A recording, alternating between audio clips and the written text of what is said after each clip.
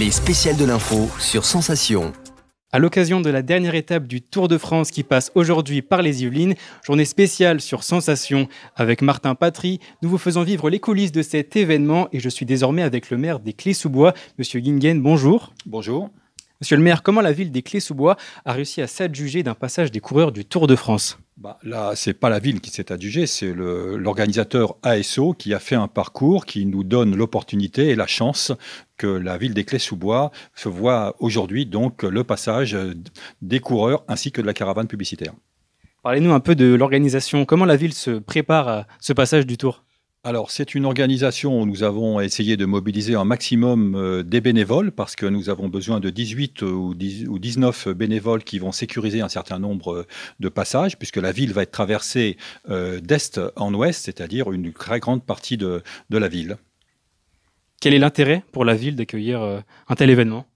L'intérêt pour une ville, c'est quand même le Tour de France, c'est avec les Jeux Olympiques l'un des deux moments sportifs les plus médiatisés au monde. Donc on ne peut que se féliciter d'avoir un tel passage. Ça permet à la population de se rendre compte et de voir de visu le passage du Tour de France, de voir les coureurs, même si c'est la dernière étape et qu'on sait que la dernière étape est en général, tout au moins au début de l'étape, beaucoup moins animée que la fin de l'étape ou d'autres étapes.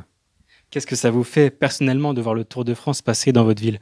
Alors personnellement, moi je suis très très satisfait puisque je suis un fanat de cyclisme. Je suis très très déçu malheureusement aujourd'hui de voir les classements des Français, mais les Français font avec leurs moyens actuels. Ils ne peuvent pas rivaliser sur beaucoup de moyens avec des coureurs étrangers. Mais le passage sur la ville, comme je vous l'ai dit, c'est un événement très très médiatisé, c'est un événement très populaire et donc la population ne peut que se réjouir de pouvoir y assister, même pour un bref passage. Avez-vous déjà une estimation du nombre de Clétiens qui viendront voir le passage des coureurs ?